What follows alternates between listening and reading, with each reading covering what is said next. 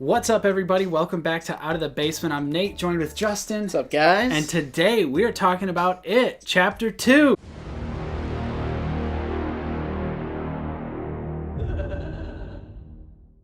Ooh! We're going to be talking non-spoilers very briefly, but then we're also going to be talking spoilers quite a bit. So if you haven't seen the movie yet, we'll tell you when the spoilers are coming so you could click off of this review. But Justin, It Chapter 2. Is it the biggest meh of 2019? I mean, that's pretty much my thoughts. I just thought it was okay. Mildly disappointed, but I'm not, angry. I'm not, offended or angry or, upset. Because at the end of the day, I still have the first movie. And in my opinion, at least, even though that doesn't make sense because it's based off a book, I think the first movie can stand on its own, and it will. Because that'll be my It movie. Yeah, I agree with you.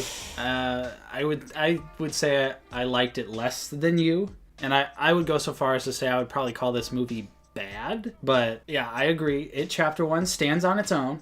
So that will also be my It movie. Where I just enjoy the kids part and then I don't have to think about the grown-up part. Right. Because they are separable. Yeah. There's literally, obviously, 27-year gap. Mm-hmm. Although there the story are a lot of flashbacks in It Chapter 2. Oh. So many flashbacks that it becomes entirely distracting and annoying to me. And insulting, in my opinion, as well. Yeah, because a lot of the flashbacks, some of them are new scenes, but then there's also flashbacks that are genuinely just the same footage. Yeah, they're just like, hey, idiot, you forgot what happened in It Chapter 1. Here's a reminder. It's we remember. Yeah. We remember the first movie. It's okay. We're not stupid. And granted, even though we just recently watched It Chapter 1, and you could watch our re-review right up here, even if we hadn't rewatched it, I feel like I still would have remembered everything that they flash back to because it's all very big plot point stuff. It's not minute details. What happens is they'll reference something in the movie and then it'll instantly cut to It started doing it so many times, these 5-second or 3-second flashback cuts. It's hey, idiot! When they're like, well, we weren't together all summer. And then it flashes back to the fight scene in It Chapter 1 and you're just like, oh my god, I totally forgot. Yeah. Okay, so let's talk just generally. Spoilers? There you go. We're going to get into spoilers now. We just thought the movie Justin thought it was meh. I thought it was bad. So let's talk about why we think it is this way. And our first really big negative is the movie is tonally inconsistent throughout the entire feature. It doesn't really know what it wants to be. Does it want to be an outright comedy? Does it want to be an action-adventure film? Does it want to be a horror movie? And in my Letterboxd review, I put tonally inconsistent, especially... there are story elements that are tonally inconsistent, but I meant specifically character attitudes and behaviors. Some stuff just didn't add up. Sometimes it was very literal, but sometimes it was a little more third party. So the example I think of right away when it's character traits is when Richie kills Henry Bowers and he puts an axe through his head and he makes a joke. He was like, well, that was probably long overdue. Yeah. Get it? Because we're in a library. And then the rest of the losers walk in. They're like, hey, are you okay? And he's like, no, I'm not okay. I just killed a guy. I'm not okay. Can't you see? Yeah. Things are bad here. It was you were just joking about it and perfectly cool about it. But then they walk in. They're like, hey, are you okay? And then he's like, no, I'm not okay. I'm freaking out here. I just killed a guy. Yeah, I feel like what? That was Richie's character throughout the whole movie. Even when, Eddie dies at the end. He cracks a joke. When they're fighting Big Bad Scary Spider Pennywise, he's cracking jokes. But then 2 seconds later, he's And I could already see people saying, well, there's plenty of, jokes in the first one. Well, that was a little more genuine because of their age. When they were cursing so much, it just seemed a little more genuine. Just because of how young they were. Then when those same exact characteristics are shown when they're adult, it's kind of it's weird. It was a little more jarring with the comedy. And I feel like it was more outright jokey than the first one. And definitely when Richie and Eddie are going back and forth with each other, it feels very. I hate to say it, but it was kind of cringy because they're like cracking your mama jokes, but they're like in their late 40s, they're like in their late 30s. Which I would understand if they wanted to maintain that kind of rivalry that they had. Yeah. But it kind of just seemed like they were just copying off of the jokes that they would make in the first It. And as most human beings know, your sense of humor changes pretty drastically the older you get. So I feel like you wouldn't still be cracking those stupid jokes, like your mama jokes, or like there's just so many parts where they're just saying fuck just for the sake of saying it. And they just, I don't know, I just feel like adults don't speak like that. At least, I mean, like I'm sure there's people out there, but it just didn't feel like, for how like successful and like how these characters turned out to be in their lives, for them to still be like so childish felt weird to me. But I see what you're saying by tonal inconsistency, but I also think that the genre of the movie is just all over the place. I can see that. It doesn't really do any one specific genre well. It just kind of tries to do a little bit of the genres I listed before, and it doesn't really end up working. It just makes the movie a confusing experience, I guess. It's just... It didn't have the spirit of the first one. Yeah, and I think we could attribute that to them being adults. Like, obviously, it's harder to like connect to an adult over like a kid in that situation. Which, granted, I did think that the adults totally played the younger versions of them well. Like, or that's not what I mean. Like, they complimented them well. They kind of acted very similar, and I think, like, especially Eddie. Yeah. I think. Because that guy straight up looks exactly like the kid. Richie, I felt like Bill Hader was going a little try-hardy. Like, Finn Wolfhard kind of had that character, and it felt very natural, very genuine. And to me, Bill Hader just came off as like, I have to be this persona, and he's like trying really hard to act like Finn. Yeah. But overall, I thought they all gave genuine performances. I liked all of their performances, and I think most of them complimented their child actor counterparts pretty well. But another thing I didn't really understand, I didn't write this down with the notes, but I think the movie kind of did a bad job of explaining why they don't remember anything, because I was confused throughout the whole movie, like, why are you not remembering? Like, it's like a traumatic thing that you went through. So I was thinking, is it like such a traumatic event because there is memory loss associated with traumatic events? Was it that they're so old, like it's 27 years later, so they just forgot because of how much time has passed? Or was it like a curse that happened with, I don't know. Like, I had no idea why they didn't remember anything. I think it's more so implied that they left Derry, so they forget, because Mike stays in Derry and he remembers everything. So like they left, so somehow it like the memory doesn't stick with them of Pennywise, because it's like you move away and you forget about it, so like you never end up doing anything about it or like remembering those horrible things. At least that's what it seemed like to me. Because I was a little confused. I was like, how could you not remember that? Like, and it's such an easy thing to remember because it's so, you don't run into that situation every day. Mm-hmm. So I was a little confused on that. And then the fear, I could totally understand the fear associated with Pennywise returning. But if you beat them with ease as a child, like, why are you so terrified to face him as an adult? That is true, because, I mean, at the end they just beat his ass in the first one. At the end of the day, the final showdown in Chapter 1 is very brief. And Pennywise doesn't really put up much of a fight. Yeah, and they overcame their fear as children. Right. And that's how they beat him. And that was something that confused me about this movie now, is that it also clearly establishes that they're all scared. They're scared, but then even when they're not afraid at the end of the movie, he's still able to do damage to them. Which is not the case in Chapter 1.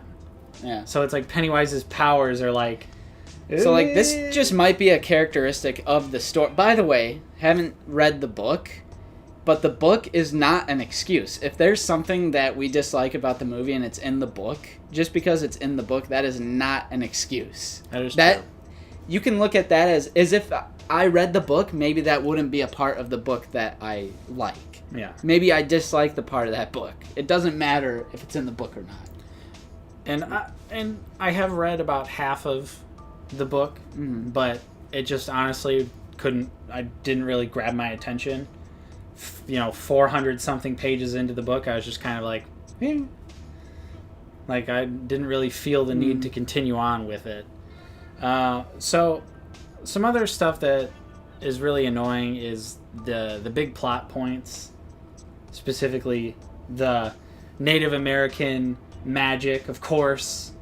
Like, yeah, it kind of seemed like such super like a tropey. cliche. Yeah. I mean, that's like stuff you find on the Sci-Fi Channel. Stuff like that. I mean, it's such a tired and lazy cliche to and just again, go, I don't know if that's in the book. Oh, Native Americans. I mean, even if it is, it's still a trope because. Yeah.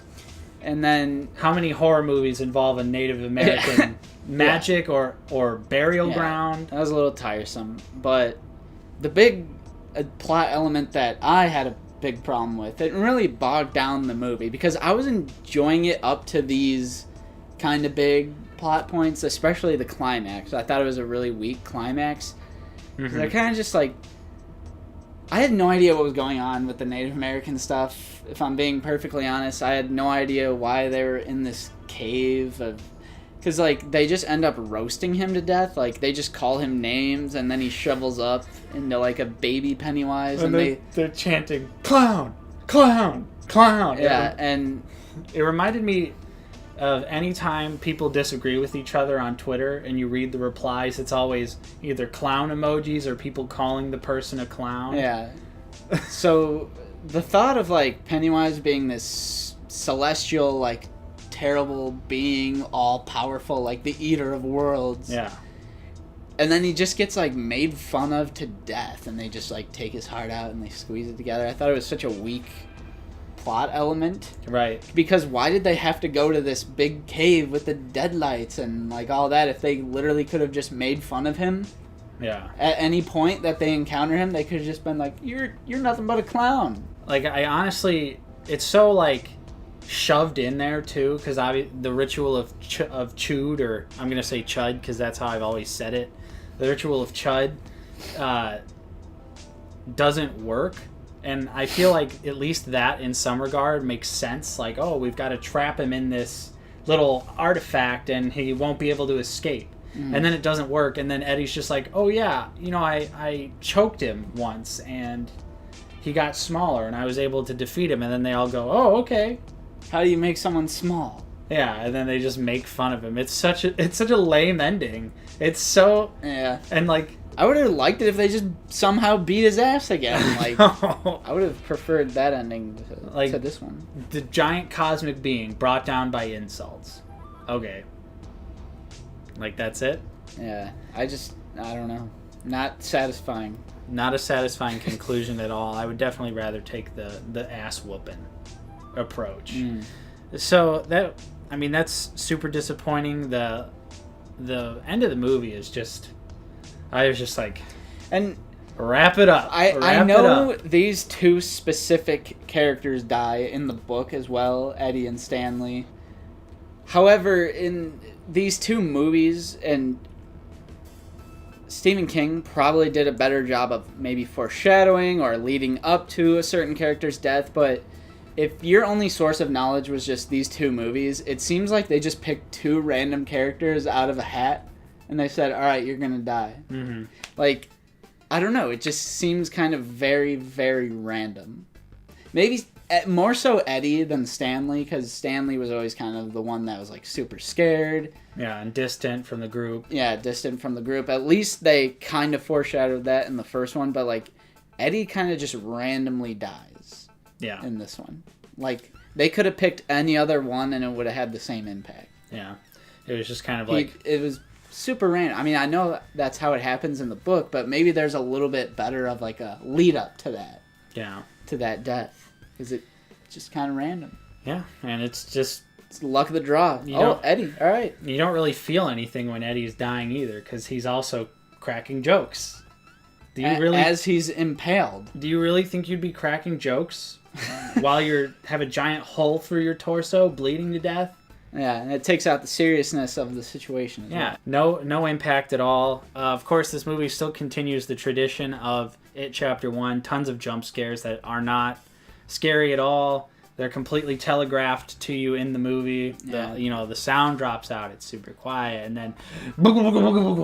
Yeah, this one had notably more jump scares. Yeah, and lacked really any real horror, in my opinion. There was really no scenes where I was feeling tense. There was none of that in this movie. At least in the first movie, there are some genuine scenes of tension between Pennywise and the kids, like, when they're in the well house. And they're going through all of those scenarios. True, but I don't think I necessarily look at these movies as horror, even though it's clearly horror. I was never really scared. Right, but I'm just saying, like, it still is lacking, even compared to the first movie.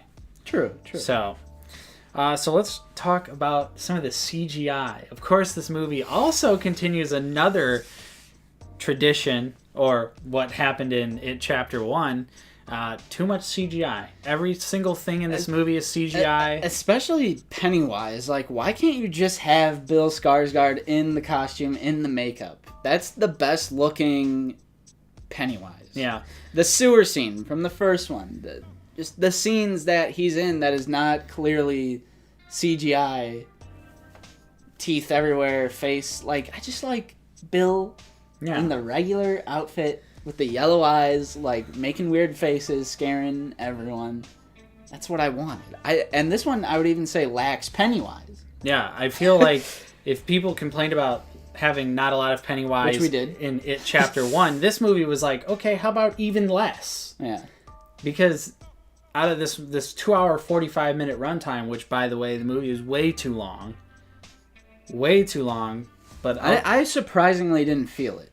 I surprisingly did not feel the runtime. I really felt it, but, he's other creatures for a majority of the time in this movie, like the, saggy titty golem lady. And, all the other creatures that he becomes, like the leper and stuff like that. Mm. And is Eddie really still afraid of the leper? As an adult, he's afraid of creepy homeless man. Mm-hmm. Also, that scene was really dumb when he's getting puked on, and then it cuts to that one song. Yeah, and then the song just cuts out. Yeah, for like 3 seconds. It's like a stupid Deadpool moment, because I'm actually pretty sure that song is in Deadpool.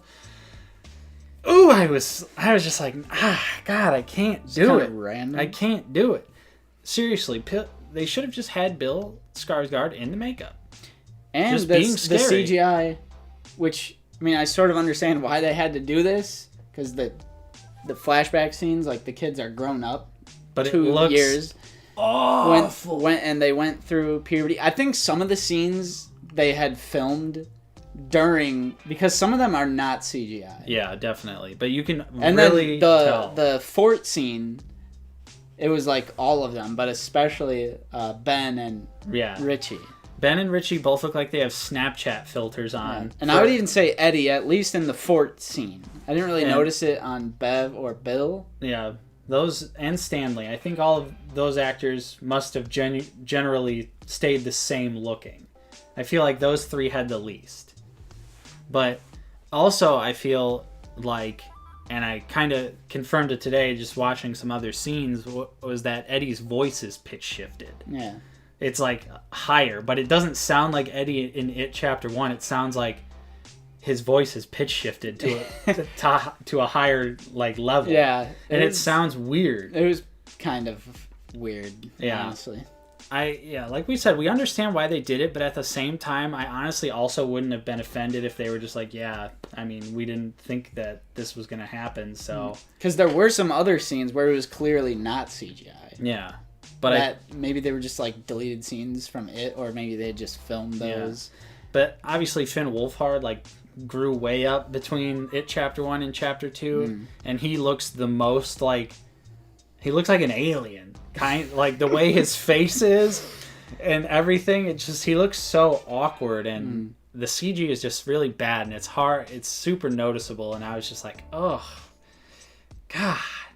This movie had so much money in its budget, and they still I think it's damn near impossible.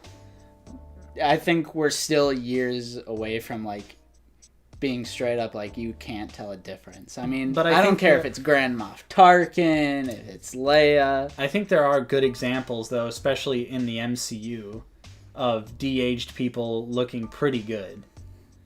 Like, that Disney money. Yeah, like, Kurt Russell at the beginning of Guardians of the Galaxy 2, etc. Samuel L. Jackson in Captain Marvel, I think, looked really good. Even though I didn't actually see that movie, I haven't seen Captain Marvel. I saw bits and pieces, and I was like, DH Sam Jackson actually looks pretty flawless. Nice. So it can be done, but obviously those movies have hundreds of millions of dollars worth of budget, and I'm sure It Chapter 2 probably didn't even hit 100 million in terms of budget. So I don't know the exact budget, but it was obviously had to be higher than the first one. But probably. I feel like even outside of that, though, there's a lot of really unnecessary CGI anyway. Like the kids' corpses and everything. It's like they're not wearing makeup. They're just CG'd to look like a dead body. And that stuff looks really bad. It's just, there's subpar CG throughout the entire movie. None of it ever truly looks really good. It all ends up just looking uneven at best. So let's talk about the pacing a little bit. I know you said you didn't have a problem, but I just want to explain myself a little bit, I guess. The first part of the movie, when they're all getting together, is like super fast-paced. It's like insanely fast-paced, like breakneck speed. Within like 25 minutes, they're all back in Derry. And then when we get back in Derry, the movie grinds to a halt. And there's so many like scenes where they're not really doing anything important. Like, think about how many times in the movie they're in the hotel and a character's going, I'm leaving. It happens like 5 times in the movie. Yeah. And it's just like the same scene over and over again with a different character deciding that they want out. Yep. And it just gets really tired. And I also felt like that during the relic hunting segment of the movie, when it shows each and every character's individual hunt. They had to have a flashback scare and then a present day scare. Yeah. And it all happened in like chronological, like not chronological, but each character is like their child counterpart, and then it cuts back to them, and then they have a scare. Yeah, and it's just like, it's like the same template, and they just change the characters. So it's literally like watching the same scene 6 times in a row. And I was just like losing my mind watching it. I feel like there was definitely a better way to illustrate the relic hunting. The introduction and then leading to all of them coming to Gary, I was like super hyped. Because I thought the opening scene pretty good. Mm-hmm. And they're all coming together to Derry. But then, like you said, it was just a template. Like, it was kind of just like, person walks in scary hallway. Yep. Scary. And they get scared. Yeah, and I like legitimately felt like I was losing my mind watching the first. It had a little more variety with sequential scenes. Yeah, and the old lady scene, like specifically Beverly's scene, when we first saw that, super creepy scene. But then in the movie, when you see the full scene, I still like that scene. I like as soon as saggy tittied Gollum comes out, I was out. I was like, this is so stupid. Like, it's not... I still like that scene. I thought that everything leading up to that was fine. Yeah. But then when you see the big CGI spooky monster reveal, I was just like, nope. Terrible design. Not scary. Looks silly. It would have been better if it was just Pennywise. Yeah. Like, why can't we just do that? No Bill Skarsgård. No Bill. Just like when they tease Bill Skarsgård as like a human being. Yeah. And he's like, and he's tearing his face and he's bleeding everywhere. I was like, all right, here we go. Here's the scene. And then it's like 5 seconds. Yeah. Like, I feel like, and I don't know if you agree with me or not, but I feel like I read some headlines, I read some articles that were like, this movie's going to delve into to Pennywise's past, and you're going to find out stuff about him as a person. Well, that's like the Native American stuff. But even that's what they meant by that. And even that is poorly explained. They're like, oh, he's just a bunch of lights. You got to trap him in a urn, and then he'll never come out again. But then why didn't it work? Because they didn't believe. I don't know. Because they all believed in it, and then it didn't make sense. Like, the ending of the movie just made no sense. The rules of the world, I feel like, were very poorly established. It's because also, they don't mention any of this in It Chapter 1, and they just lore dump you, like, right in the middle of It Chapter 2. They're just like, oh, by the way, here's this Native American thing, and here's a bunch of lore about him being lights, and them trying to defeat him, and him being, like, a different monster to different types of people. Yeah. And I feel like, obviously, it definitely happens in the book, but, like, it was just so poorly established in It Chapter 1, like, what exactly he is, that it just seems really awkward to all of a sudden, in the middle of the second movie, to just dump this knowledge on you. And then speaking of, like, the rules of the universe, like, Eddie just gets killed? Yeah. Like, that easy? But it's like, why didn't he kill any of the children in the first movie if it was that easy to kill adult Eddie just by going, pew? Yeah. And, like, obviously, you know, he wants to scare you before he eats you, but, like, in the first movie, he could have killed Eddie very easily. Yeah, plenty of time. That's what I thought it was. Like, I thought his goal wasn't to ultimately... I mean, he wants to kill them, but I thought his goal was to get fed through the fear. I thought that's how he maintains his life. Like, he preys on fear. And they kind of abandon that and just make him like a ruthless But then he killer. Actually kills a bunch. Yeah. But even think about the kids that he kills. He doesn't torture and prolong everything that happens to them like he did with the main characters in the first movie. Like, in this movie, the little girl with the birthmark on her face, he's just like she's not afraid of him. And he kills her. And it's like... But it's established that Pennywise feeds on fear. And then in this movie, he's just like, I'm just killing to kill. Yeah. I mean, granted, I'm sure the second kid in the funhouse was probably somewhat scared. But just based on how Pennywise tormented the other kids to, like, really get them scared, it seemed just kind of like... Well, he didn't really scare Georgie either. Yeah, true. But Georgie was mildly afraid because, I'm not supposed to talk to strangers. He was kind of apprehensive. But then he befriends him, and then he's not really scared. So, like, who knows? I guess you're right. Because maybe he needs children, but then he needs, like, young... Because, like, he only eats children who are, like, 8 or, like, 9 years old. Yeah. But then it's, like, those middle school aged kids that he wants to, like, prolong the fear. So, like, what the hell even... What's going on here? Yeah. It is very because confusing. He does not really feed off of Georgie's fear. He just kills him, eats him. That is true. And then he does that with the kids, like the younger kids in this movie, which I did like the bleacher scene. Yeah. I did like the bleacher scene. I was pretty indifferent to it. It was just kind of like the same old. But at least it was Pennywise. At least it was Pennywise. At least it was Bill Skarsgård, but still, I mean, I know we already talked about Pennywise, but just to go back for a second, I just feel like he's just a broken record in this movie. It's the same exact thing that he did in the first movie, just again.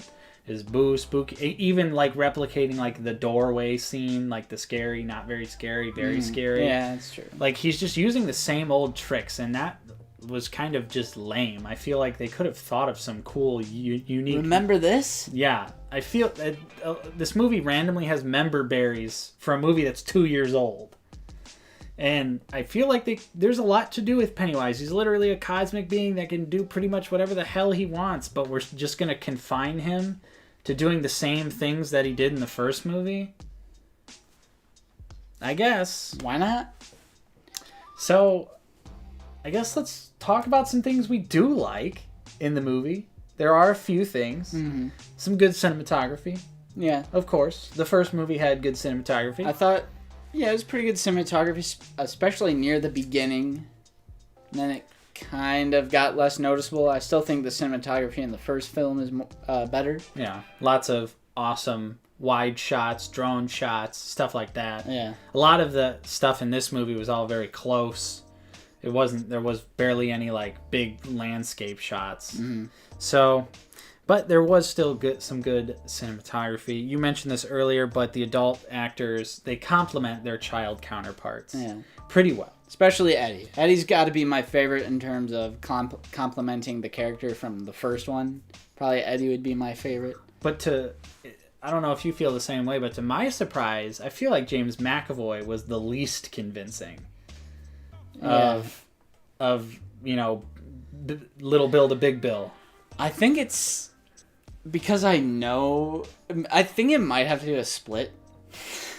Yeah, I was thinking that too, that maybe I would have enjoyed this movie a little bit more had Bill not been played by James McAvoy, had Beverly not been played by Jessica Chastain. I feel like the all-star cast simultaneously helped and hurt the movie, to me. Because I just recognize these people from so many other things that I just have a hard time picturing them as this character grown up. Especially when it's like a character piece. Yeah. I like the whole time. Like, I can't just sit there and look at James McAvoy and not think Split or Professor X. Same thing with Jessica Chastain. It's just hard to picture them as these people. But obviously, they're good fits. They're good fits because they look like, Yeah, and they are good actors as well. It's just... So it is kind of a double-edged sword. Yeah. And I didn't feel like they really had chemistry like they did in the first one. Yeah, definitely. But I think that could also be chalked up to they're adults. And did you buy Bev and Ben? Did you buy it? No. It was pretty forced. Just kind of like because she still to that day didn't remember it was Ben. Yeah. And I was like, wait, what? So well, she did leave Derry, so she didn't remember everything. But Ben did, because he always kept the piece of notepaper in his wallet. Yeah. But he forgot everything else, conveniently.